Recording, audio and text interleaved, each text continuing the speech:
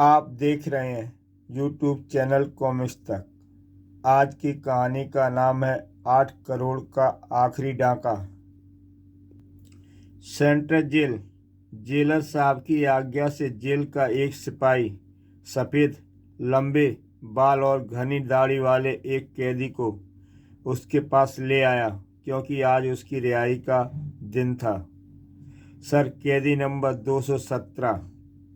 ठीक है, तुम जाओ। आखिर मामला क्या है? सिपाही के बाहर जाते ही, आज से तुम कैदी नंबर 217 नहीं बल्कि मिस्टर डागर हो, क्योंकि आज तुम्हें रिहा किया जा रहा है। रिहा? हाँ, लो अपना सामान संभाल लो। डागर ने जेलर साहब की मेज पर पड़ा अपना फटा पुराना थैला उठा लिया।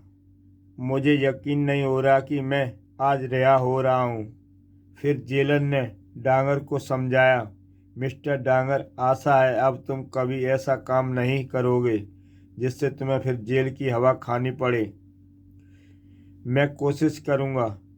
जेल की हवा? उह, मगर एक कुख्यात डाकू था। 20 साल पहले डाका डालते समय उसे एक खून हो गया। परिणाम स्वरूप उसे आजीवन कारावास की सजा हो गई थी। 20 साल आजीवन कारावास की सजा काटने के बाद आज जब सांस ली तो उसने अपने आप को काफ़ी परिवर्तन महसूस किया।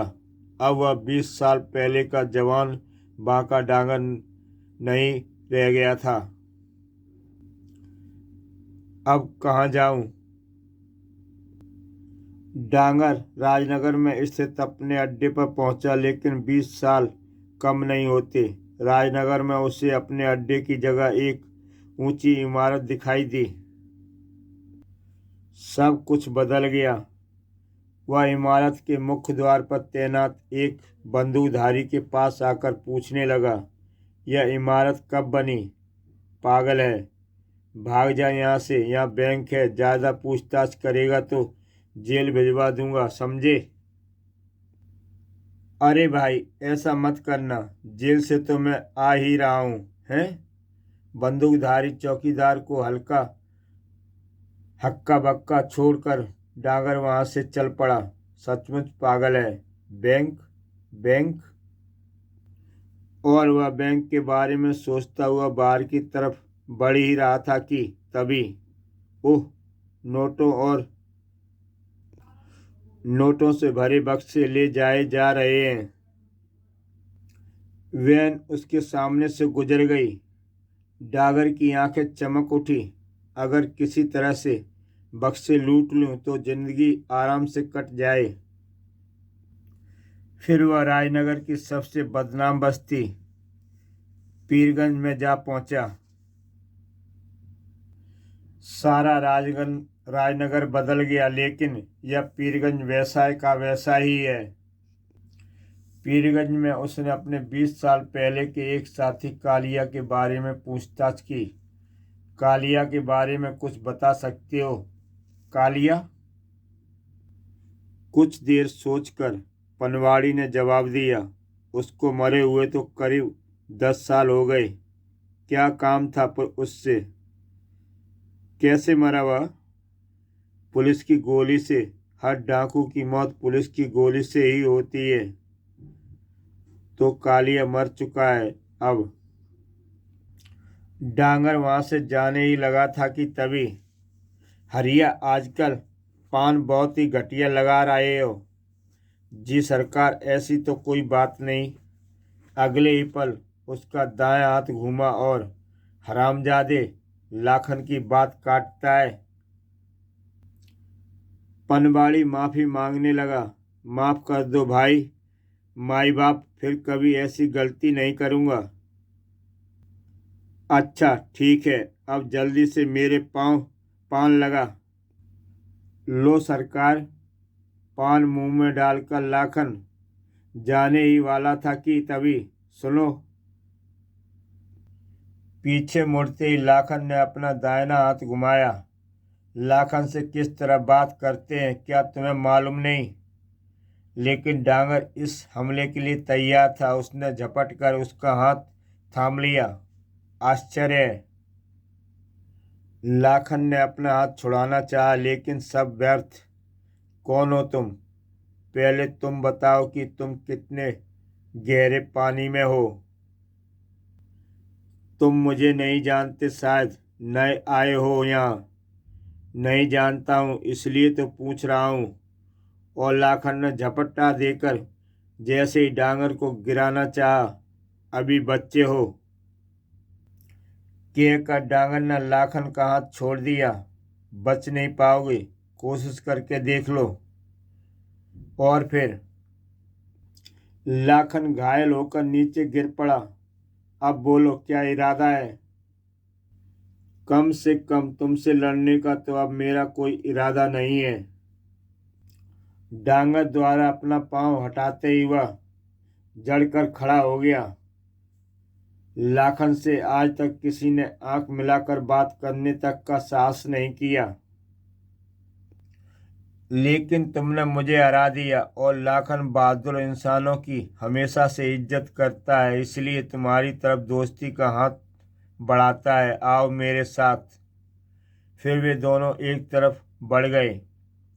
पनवाड़ी एवं दर्शक उन्हें चकित होकर साथ जाते देखते रह गए।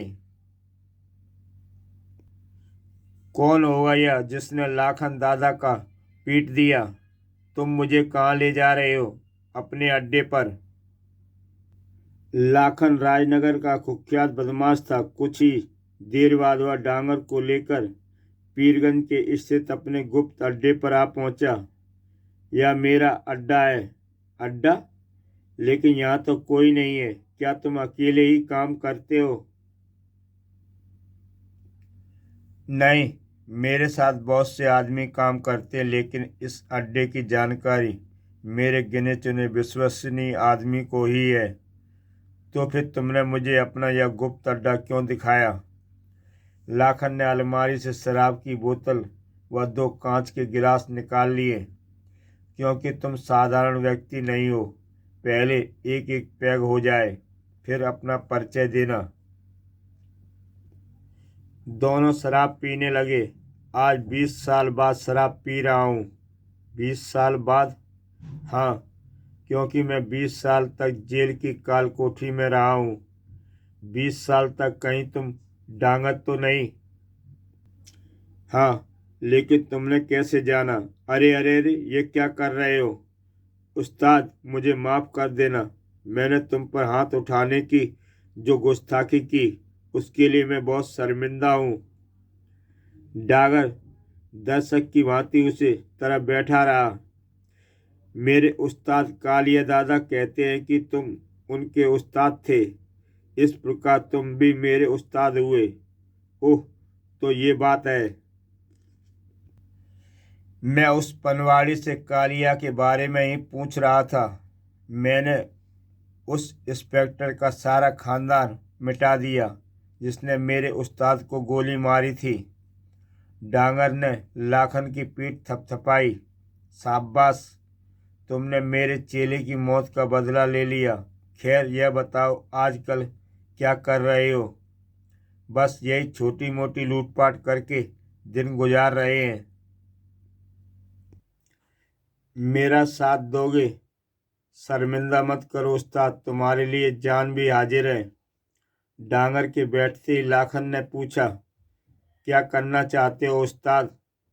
मैं एक बहुत बड़ा डाका डालना चाहता हूँ। इतना बड़ा कि उसके बाद हमें किसी भी डाके और चोरी करने की जरूरत महसूस ना हो। मैं भी ऐसा ही चाहता हूँ, लेकिन इतना बड़ा डाका हम कहाँ डालेंगे? डांगर तपाक से बोल पड़ा, राजनगर बैंक में। बैंक में? क्या कहते हो उस्ताद? पकड़े गए तो सारी जिंदगी के लिए दोनों अंदर होंगे। डांगर नाक की तरफ फुफकार उठा। लाखन, मेरी सारी जिंदगी जेल में गुजर चुकी है। अब मैं वहां जाना तो दूर, जेल का नाम भी लेना नहीं चाहता। लेकिन उस्ताद, राजनगर बैंक में डाका डालना बहुत ही टेढ़ा काम है।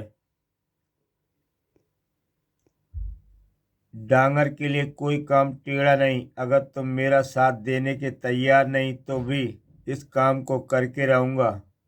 डांगर का आत्मविश्वास देखकर लाखन उसका साथ देने के लिए तैयार हो गया। मैं तैयार हूँ उस्ताद। ठीक है, अब मैं तुम्हें समझाता हूँ, सुनो। और डांगर उसे अपनी योजना बताने लगा। हमें राजनगर बैंक में घुसने की जरूरत नहीं। बैंक की गाड़ी रुपयों से भरे बक्से कहीं ले जाती है और शायद लाती भी होगी। फिर हमें बैंक की गाड़ी को ही लूटना है। ओह, मान गए उस्ताद। लेकिन इसके लिए हमें बैंक के किसी खास कर्मचारी को अपनी तरफ मिलाना होगा। बैंक का कर्मचारी? लेकिन क्यों? पूर्ण जानकारी के लिए, जैसे किसी समय, किस दिन और कितना पैसा आ रहा है या जा रहा है। ठीक है। राजनगर बैंक में अकबर नाम के एक आदमी से मेरी जान पहचान है। आज शाम ठीक 6 बजे उसे मैं यहाँ आपसे मिला दूंगा। शाम ठीक 6 बजे। अकबर, तुम्हें बैंक में कितनी तनख्वाह मिलती है? 700 रुपये महीना। बस? अगर तुम्हें लाखों रुपए मिल जाएं तो कैसा रहे? लाखों रुपए? लेकिन भला मुझे लाखों रुपए कैसे और कहाँ से मिलेंगे? डांगर ने बिना भूमिका के कहना शुरू किया। हम राजनगर बैंक की गाड़ी की लूटना चाहते हैं। अगर तुम हमारा साथ दो तो लूट के माल में से तुम्हारा भी हिस्सा होगा। डाका? ओह, बैंक की गाड़ी में सचमुच लाखों रुपए होते हैं। मुझे क्या करना होगा? सबसे अधिक रुपए किस दिन, किस समय और कहाँ जा रहे हैं या कहाँ से आ रहे हैं, तुम्हें यह जानकारी हमें देनी होगी, बस। अकबर ने शंका व्यक्त की। अगर पकड़े गए तो? अव्वल तो इसकी नौबत नहीं आएगी, और अगर आई भी तो हम तुम्हारा नाम नहीं लेंगे। अकबर ने बताना शुरू किया। बैंक के रुपए लाने व ले जाने वाली गाड़ी में एक समय में 4 लाख रुपए के करीब होते हैं। सिर्फ 4 लाख? 4 लाख? बाप रे! हाँ, राजनगर बैंक की गाड़ी में एक समय में 4 लाख रुपए से अधिक नहीं होते। हाँ, रिजर्व बैंक की गाड़ी में करोड़ों रुपए होते हैं, लेकिन वह महीने में सिर्फ पहली तारीख को आती है। पूरी बात बताओ। प्रतापनगर रिवर्स बैंक में महीने की हर पहली तारीख को रिवर्स बैंक की एक गाड़ी 8 करोड़ रुपए के नए नोट राजनगर बैंक व अन्य बैंकों को लाकर देती है। बहुत अच्छा। हमें रिजर्व बैंक की ही उस गाड़ी को लूटेंगे। सुनकर अकबर को पसीना आ गया। उस गाड़ी को लूटना दूर, लूटने की कल्पना करना भी मूर्खता है, क्योंकि रिजर्व बैंक की उस गाड़ी के अंदर 4 इंच मोटी चादर की एक तिजोरी होती है, और उस तिजोरी को सिर्फ 2 ही आदमी खोल सकते हैं। कौन कौन? एक रिजर्व बैंक का मैनेजर, दूसरा उस तिजोरी की कंपनी का सीनियर इंजीनियर। चिंता मत करो, उस तिजोरी को खोलने वाला उन दोनों के सिवा तीसरा भी कोई है, और वह तीसरा हूं मैं। अकबर को अपने गले में कुछ अटकता हुआ महसूस हुआ। थूक निगलते हुए उसने कहना शुरू किया। तिजोरी के अलावा एक और भी जटिल समस्या है। समस्या? वह क्या? ड्राइवर के सामने डैशबोर्ड पर एक लाल रंग का स्विच होता है, जिसके दबते ही गाड़ी के अंदर स्थित तिजोरी व 6 इंच मोटी स्टील की चादर ढक जाती है, और जिसे खोलना कठिन ही नहीं, असंभव हो जाता है। ड्राइवर को आदेश है कि किसी भी किस्म का खतरा महसूस करते ही वह उसे स्विच को दबा दे। वास्तव में सुरक्षा का कड़ा प्रबंध है। लेकिन डांगर इतनी जल्दी हथियार डालने वाला नहीं। हम ड्राइवर की इतना अवसर ही नहीं देंगे कि वह इस स्विच को दबा सके। कैसे? इसके लिए हमें ड्राइवर को समाप्त करना होगा। कत्ल? वाह उस्ताद, क्या बात कही है। फिर डांगर ने अकबर से पूछा, रिजर्व बैंक की वह गाड़ी कितनी बड़ी होती है। वह साधारण गाड़ियों की अपेक्षा ऊंची और लंबी होती है। डांगर जैसे संतुष्ट हो गया। आज 10 तारीख है, अभी हमारे पास 20 दिन बाकी हैं। इस बीच हम पूरी जांच कर अपनी तैयारी कर ही लेंगे। अब मैं जाऊं? हाँ, लेकिन याद रखना, इसकी खबर किसी को नहीं लगनी चाहिए। विश्वास करो, मैं इस बारे में किसी से कुछ नहीं कहूँगा। इसी में तुम्हारी भलाई है। तभी अचानक अकबर ने कहा, इसमें मेरा हिस्सा कितना होगा? साला अभी से हिस्सा पूछने लगा।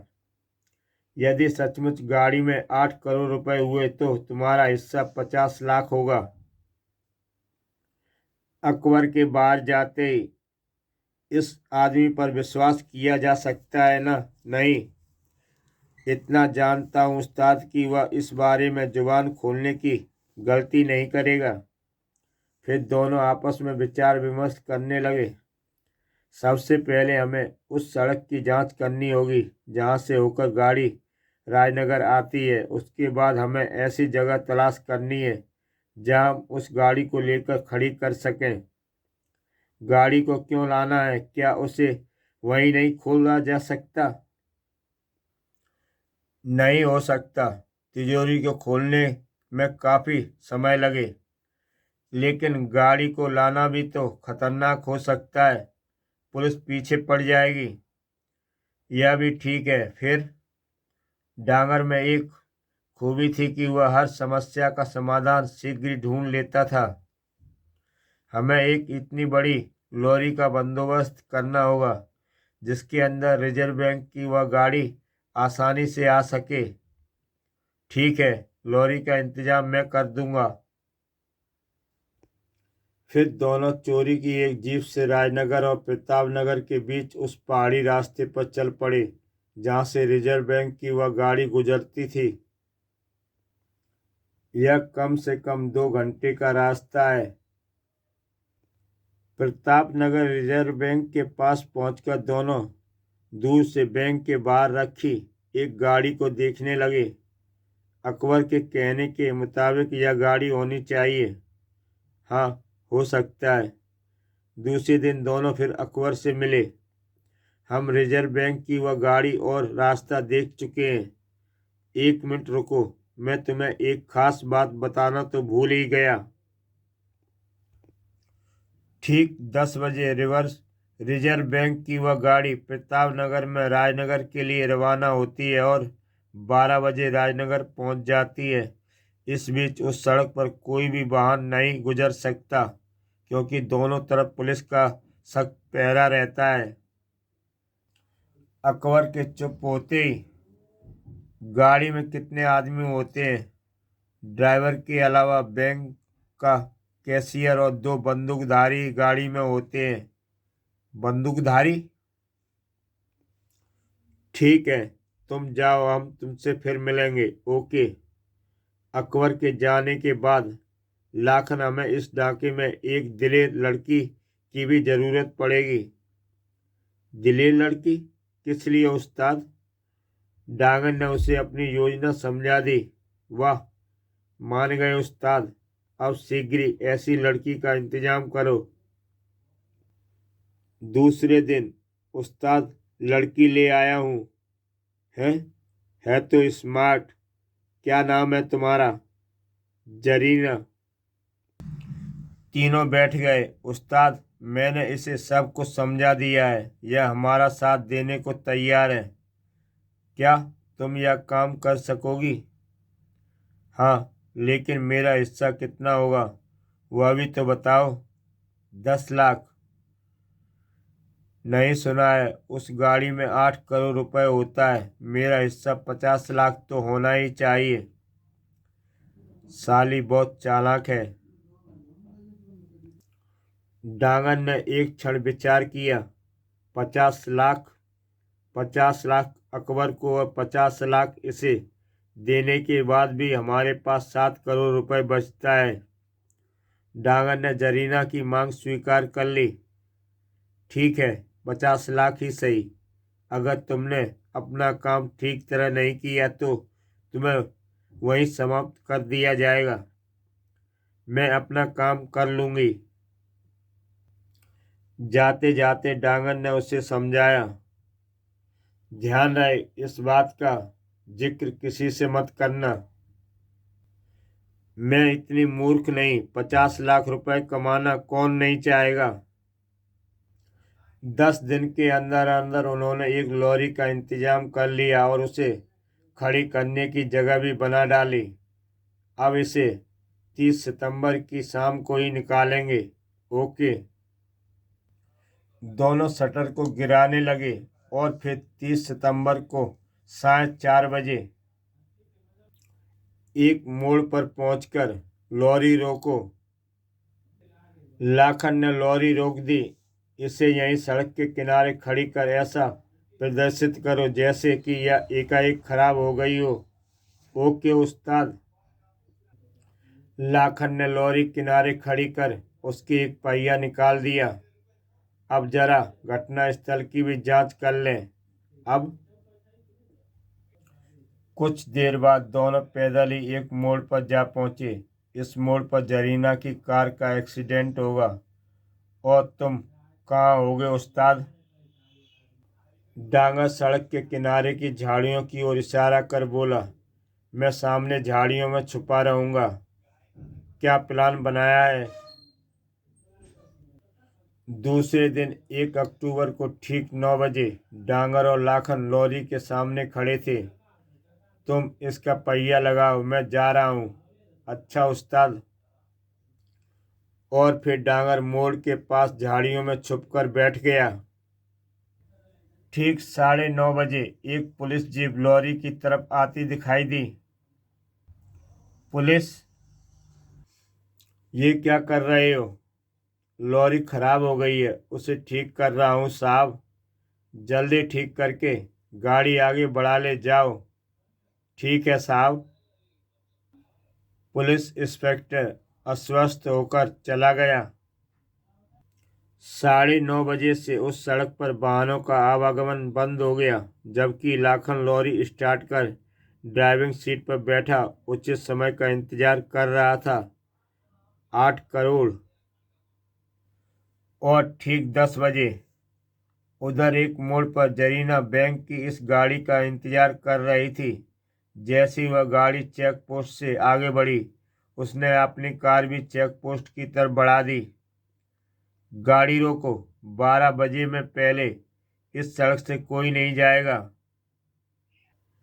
कार की ड्राइविंग सीट पर बैठी जरीना ने रुआसे सुर में कहा, इंस्पेक्टर प्लीज, मेरे पति बहुत गंभीर हैं, इन्हें जल्द से जल्द राजनगर हॉस्पिटल में ऑपरेशन के लिए ले जाना है।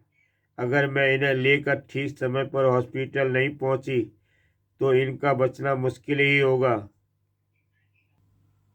ठीक है मैडम, तुम इसे रास्ते से जा सकती हो। फिर उसने कार की पिछली सीट पर लेटे व्यक्ति का निरीक्षण किया। Thank you inspector. Zarina inspector को झांसा देने में सफल रही। कुछ ही देर बाद उसकी कार रिजर्व बैंक की गाड़ी के करीब थी। और फिर इस सड़क पर इस समय ये कार कैसे आ गई? शायद कोई खास बात होगी।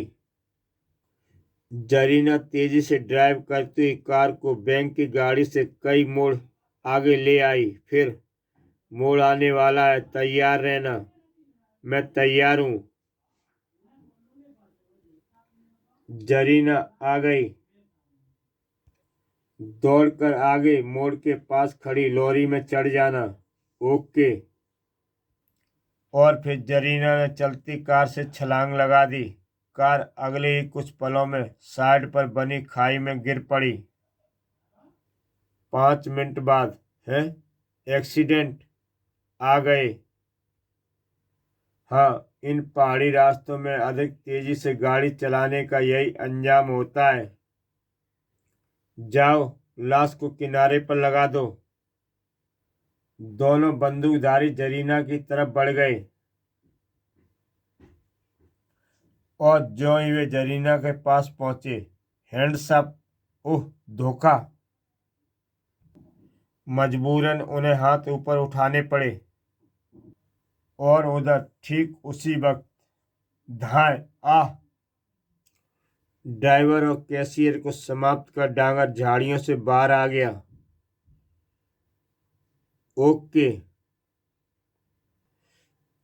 तुम गाड़ी से ड्राइवर और कैशियर की लाश बाहर फेंक कर गाड़ी स्टार्ट करो। इन्हें मैं ठिकाने लगाता हूँ। ओके। काश हमें अपनी बंदूकें हाथ में लेने का अवसर मिल जाता। इधर जरीना ने बैंक गाड़ी में ड्राइवर और कैशियर की लाश बाहर फेंकी और उधर डांगर ने दोनों बंदूकधारियों को मौत की नींद सुला दिया। और डांगर अपनी जिंदगी की आखिरी बाजी जीत ही गया। तेज चलाओ। कुछ देर बाद, वाह क्या प्लान बनाया उस्ताद जी। और फिर बैंक गाड़ी लॉरी में समा गई। काफी दूर आगे पहुंचने पर, इंस्पेक्टर साहब लॉरी ठीक हो गई? ठीक है, जाओ यहाँ से। और इसके 10 मिनट बाद, अब हम सुरक्षित हैं, चलो नीचे उतरो। ठीक है उस्ताद। नीचे उतरकर पहले उन्होंने शटर नीचे किया, फिर लॉरी से बैंक गाड़ी निकालकर उसमें स्थित तिजोरी को बारीकी से जांच करने लगे। लाखन, लॉरी से मेरे औजार वाला बैग ले आओ। अभी लाया उस्ताद। लाखन डांगर का औजार वाला बैग ले आया। लो उस्ताद। अब तुम लोग एक तरफ खड़े होकर मेरा कमाल देखो। और डांगर तिजोरी से जूझ गया। टिक। और ठीक 40 मिनट बाद वह तिजोरी खोलने में सफल रहा। खुल गई। तिजोरी खुलते ही सब खुशी से झूम उठे। वाह उस्ताद, मान गए। 8 करोड़। सारी तिजोरी नोटों से भरी है। जरीना बैंक की इस गाड़ी की ड्राइविंग सीट के पास मैंने एक बड़ा चमड़े का बैग देखा था। जाओ उसे ले आओ। अभी लाई। तिजोरी बहुत बड़ी थी। रुपयों के मद में चूर तीनों तिजोरी के अंदर चले गए। जरीना का बैग लाते ही नोट भरना शुरू कर देना। ओके। उधर ड्राइविंग सीट के पास बैग उठाते हुए अचानक जरीना का हाथ लाल रंग के स्विच पर चला गया। 50 लाख रुपए। यकीन नहीं आता कि मुझे इतने रुपए मिलने वाले हैं। तभी धोखा है। ये क्या हुआ? जब जरीना बैग लेकर वहां पहुंची, उह, तिजोरी के चारों तरफ यह मजबूत स्टील की चादर कैसी? अब मैं क्या करूं? क्या पुलिस को खबर कर दूं? हाँ, कम से कम इन तीनों की जान तो बच जाएगी। जरीना ने गुप्त रूप से पुलिस को इसकी सूचना दे दी। Hello Rajnagar police station. Reserve Bank की जिस गाड़ी के लिए तुम परेशान हो, मैं बता सकती हूँ कि वह कहाँ है। राजनगर पुलिस थाने में बैठे इंस्पेक्टर विनोद को जैसे अपने कानों पर विश्वास नहीं हुआ। क्या कहा? तुम बता सकती हो कि गाड़ी कहाँ है? समय कम है, ध्यान से सुनो। और जरीना ने फोन पर सब कुछ बता दिया। उधर तिजोरी के अंदर, उस्ताद जल्दी करो कुछ, वरना मेरा तो दम घुट जाएगा। मैं बेकार में तुम्हारे साथ पिस गया। खामोश हरामजादों, मुझे काम करने दो। डांगर पसीने से लथपथ हो गया। मेरा दम घुट रहा है। कुछ देर बाद, सर, इसे तो हम भी नहीं खोल पाएंगे। हाँ, इसे खोलने के लिए रिजर्व बैंक से संबंध स्थापित करो जल्दी। इसी बीच तिजोरी के अंदर दोनों दम तोड़ चुके थे, लेकिन डांगर जूझ रहा था। खोल के रहूंगा। पर वे दोनों बेहोश हो चुके थे। बैंक से 4 कर्मचारी तिजोरी खोलने आ पहुंचे। इसके अंदर डाका डालने वाले 3 व्यक्ति कैद हैं। इसे जल्दी खोलो वरना अंदर उनका दम घुट जाएगा। 3 डाकू वैन के कर्मचारी बैंक की गाड़ी का दरवाजा खोलने में व्यस्त हो गए और ठीक आधे घंटे बाद वे स्टील की चादर और तिजोरी खोलने में सफल रहे। हैं, तीनों मर गए। ओह, जिन रुपयों को तीनों जीवित रहते नहीं पा सके, अब मृत अवस्था में उसके ऊपर लेटे हुए थे। डांगर ने ठीक कहा था, यह उसके जीवन का आखिरी डाका होगा। इसी के साथ दोस्तों ये कहानी समाप्त होती है। तो दोस्तों कल फिर मिलते हैं एक और ऐसी ही बेहतरीन कहानी के साथ।